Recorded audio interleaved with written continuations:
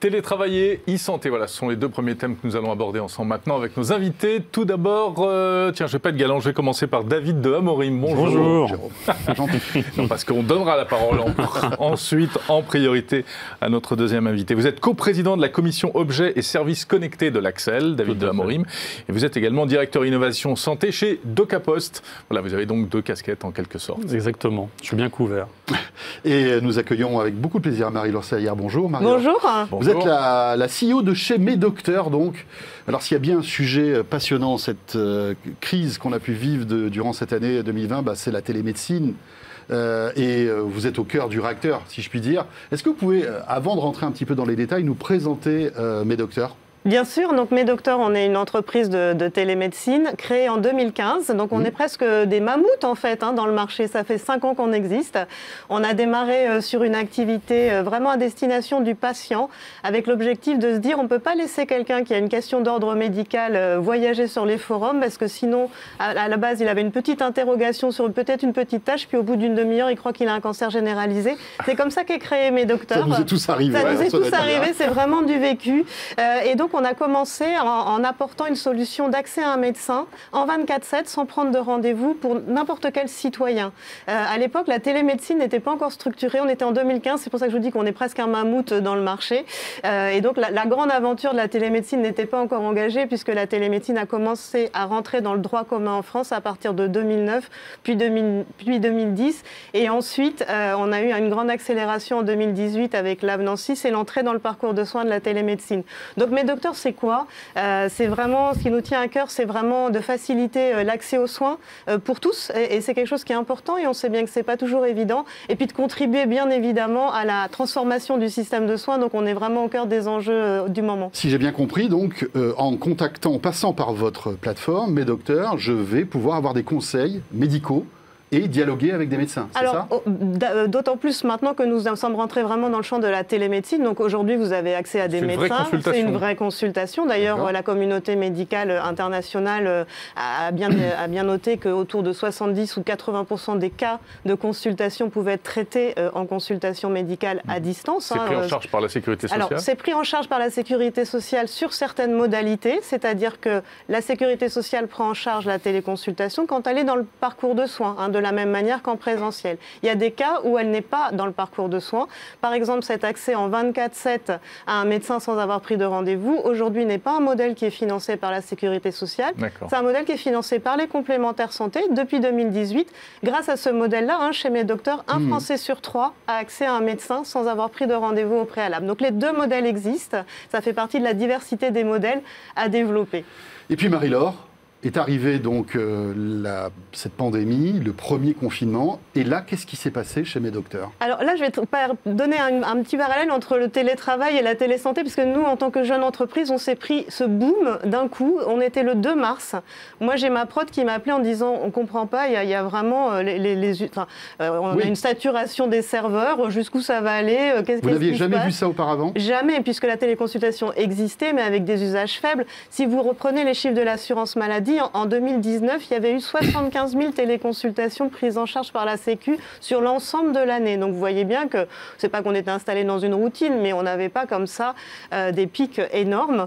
Donc on a eu cette montée sur la production sur le 24/7. On a eu des centaines par jour de médecins d'établissements hospitaliers qui nous ont appelés en nous disant « tous les projets là dont on vous avait dit c'est pas urgent, en fait on les veut maintenant ». Ok, donc bien sûr un standard entre guillemets qui explose complètement. Et puis tout d'un coup aussi des choses très curieuses qui étaient nouvelles pour nous. C'est par exemple Arnaud Fontanet qui m'appelle pour me dire voilà, on rentre dans quelque chose d'incroyable. Donc en fait, on pense que la téléconsultation va favoriser la remontée de données pour que nous, à l'Institut Pasteur, on puisse les analyser.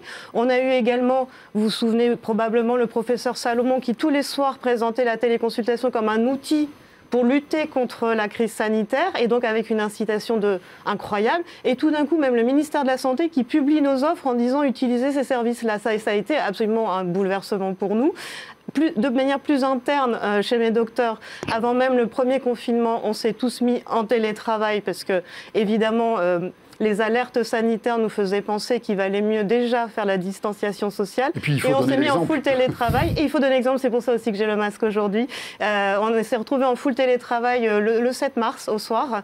Et donc de manière assez facile pour le coup, puisqu'on est une entreprise numérique. Donc ce premier passage-là, il n'y a pas débat et c'est facile pour nous. On n'a pas assuré des services en présentiel. Vous aviez ces deux challenges, cette explosion on va dire, des visites et de l'utilisation de votre service, et puis donc le fait de pivoter et de vous retrouver tous en télétravail. Et alors, l'équation a fonctionné? Ça a marché? Alors, en fait, au départ, je pense comme pour chacun d'entre nous, on ne s'est pas posé de questions. À partir du moment où les consignes sanitaires, c'était rester chez vous, distanciation sociale. En plus, pour nous, c'était facile, on ne s'est pas posé de questions. On est tous rentrés à la maison et on s'est tous mis en mode gestion de crise par ailleurs, parce que nous, ça a correspondu à une très très forte activité, comme je vous le disais. Donc avec 2 sessions gestion de crise à midi, à 17h pour garder les troupes alignées, parce que je peux vous dire que c'était pas simple vu la volumétrie, mais ça s'est fait sans problème. Ça, je dirais, c'est vraiment... On ne se pose pas de questions à ce moment-là. Et quand on peut le faire sans difficulté, on le fait. Au bout de 1 ou 2 mois, là, on commence à se dire, OK, qu'est-ce qu'on tire de tout ça? Et nous, très clairement, on s'est dit, mais finalement, on est en pleine croissance, en très forte croissance. On a onboardé 10 personnes pendant le premier confinement, nous. Donc, on a accueilli des nouveaux collaborateurs pendant le confinement. On s'est dit, c'est pas juste subi. En fait, nous, ce qu'on aimerait, c'est profiter des bénéfices de ça. On a gagné en productivité. C'est beaucoup plus fluide entre nous sur tout un tas de sujets. Et donc, très vite, dès mai, moi, j'ai lâché nos bureaux parisiens. J'ai dit, OK, on va passer en flex office sur Paris, sur Aubagne, puisqu'on a des équipes à Aubagne et à Paris. Donc, en flex office avec un libre choix, en fait, du salarié. Alors, rappelez-nous ce que c'est que le flex office. Alors, le flex office, c'est on choisit là où on travaille. Parce qu'en fait, ça a été très vécu par nos équipes, c'est que le lieu... Enfin, l'espace-temps, on n'est pas comme au théâtre, on n'a pas aligné l'espace, le temps, et vous voyez ce que je veux dire. Et donc, on peut travailler de n'importe où, et nous, on avait tous les outils digitaux pour le faire. Et donc, on a fait le choix de quitter les bureaux parisiens, qui par ailleurs correspondaient plus du tout à nos modalités de travail, un peu des bureaux à l'ancienne. Et donc là, du coup, on a un espace de créativité collective. Vous avez lâché complètement on a lâché vos locaux les bureaux vous avez à Paris. À Aubagne, on les a gardés parce qu'on avait la place de faire ce qu'on voulait. À Paris, les mètres carrés étant plus rares, on s'est dit, on va choisir du qualitatif et en fonction des besoins de chacun. Parce qu'on n'est pas dans la même situation quand on est une mère de famille qui habite à 2 heures du centre de Paris, parce qu'on en a aussi, on n'a pas que des jeunes de 22 ans, 3 quarts, que quand on est un jeune justement qui habite à côté. Et donc il y a des moments où on a besoin de travailler seul, il y a des moments où on a besoin de retrouver le collectif, il y a des moments où on a besoin de passer des coups de fil tranquillement. Mais on s'est rendu compte qu'en termes de productivité, en tout cas sur ces 2 premiers mois du premier confinement, ça a été formidable. Alors Marie-Laure, on va continuer à explorer tout ça et à voir même ce qu'il en reste aujourd'hui. Mais David de Amorim, la e-santé via le numérique, c'est aussi tout ce qui se passe derrière qu'on ne voit pas forcément. Un domaine dans lequel DocaPost est très actif. Rappelez-nous en 2 mots ce qu'est DocaPost. Alors DocaPost, c'est une filiale numérique du groupe La Poste, qu'on connaît bien pour le coup. Alors on ne le sait pas suffisamment, mais DocaPost, c'est un acteur leader en France dans le domaine de la e-santé. On est premier hébergeur de données de santé en France, par exemple, avec 45 millions de données de santé qui sont hébergées dans nos data centers souverains localisés en France.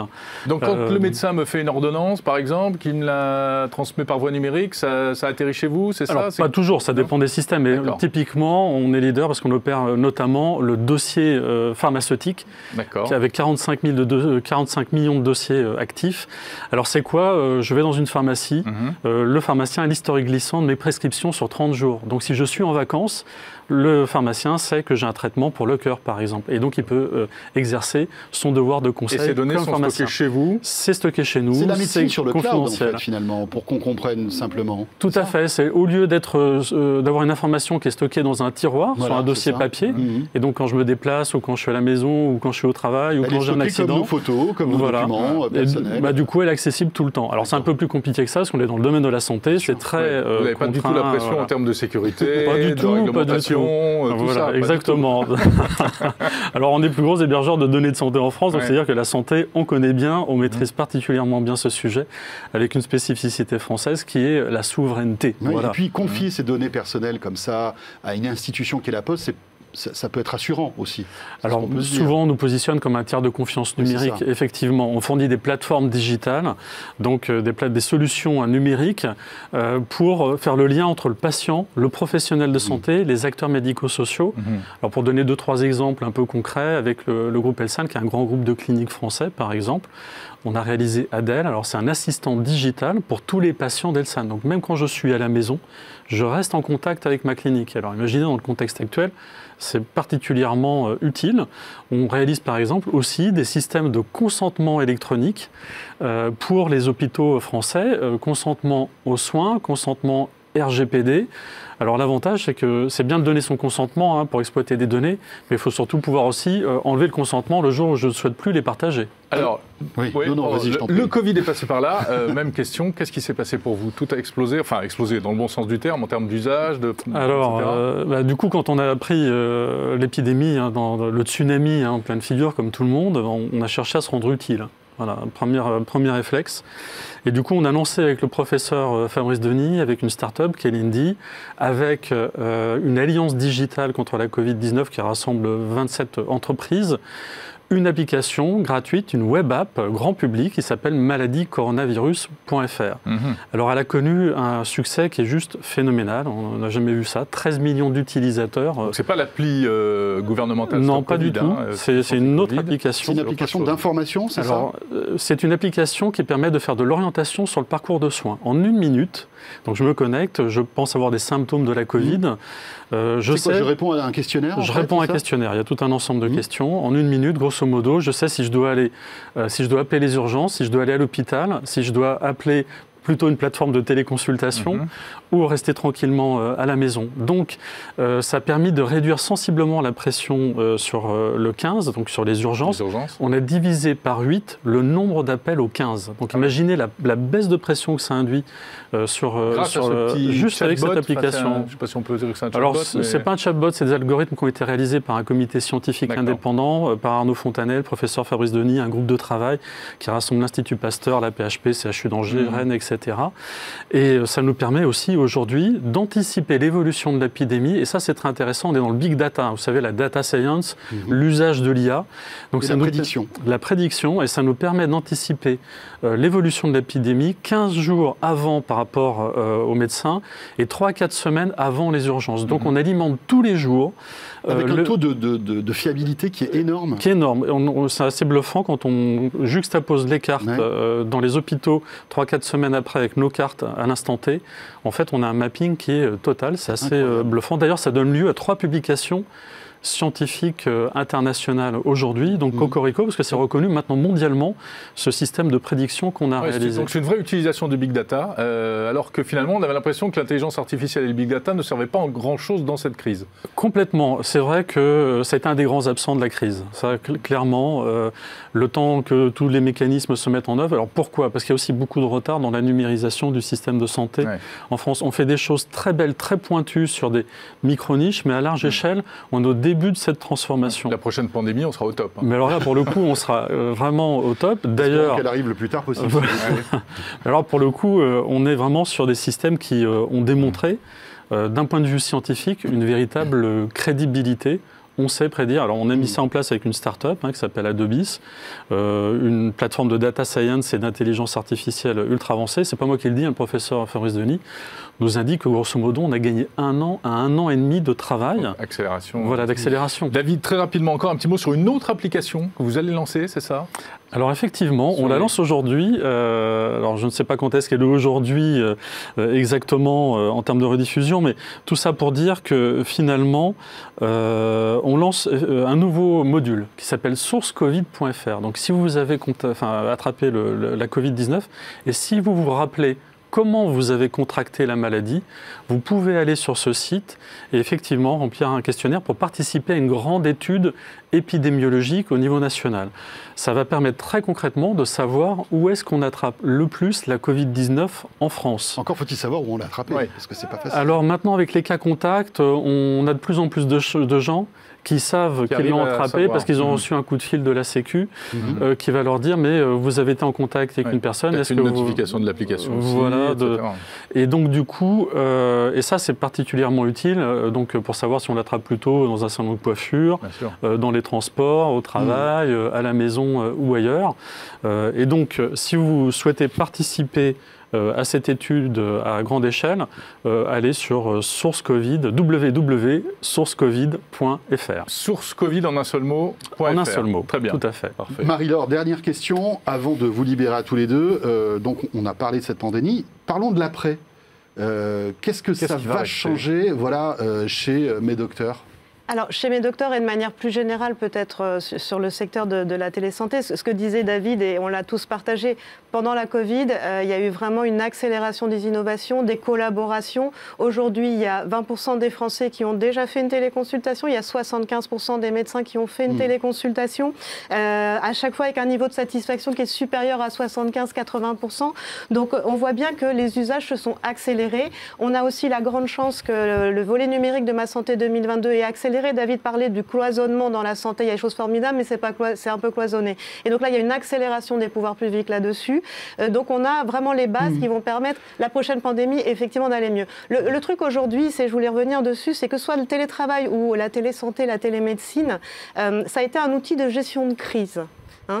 Et on s'est rendu compte qu'on ne pouvait pas faire autre chose qu'utiliser le numérique. La vraie question aujourd'hui, c'est comment on installe dans les usages au quotidien. Et ça, c'est vraiment super important parce qu'on risque d'avoir un phénomène de rejet du télétravail, de la télémédecine, une fois qu'on se dira, ça y est, il y a le vaccin, on peut sortir parce que ça va nous rappeler de mauvais souvenirs, de mauvais moments. Alors que les bénéfices de la télésanté, ils sont bien au-delà. Imaginez avec le vieillissement de la population, le suivi des malades à domicile, le maintien à domicile ou la post-hospitalisation, le partage des données, les bénéfices que ça va avoir sur la prévention et la santé de nos concitoyens. Il va falloir retrouver l'endroit où on met le curseur. En fait. Voilà, il faut trouver l'endroit où on trouve le curseur, aussi bien sur le télétravail que la télémédecine. Il faut massifier les usages, mais trouver les bons équilibres entre le présentiel et le distanciel. À condition que tout le monde soit équipé et sache utiliser ces outils. On va en parler avec nos prochains invités d'ailleurs. Merci beaucoup à tous les deux. Merci à David Amorim et à Marie-Laure Saillard.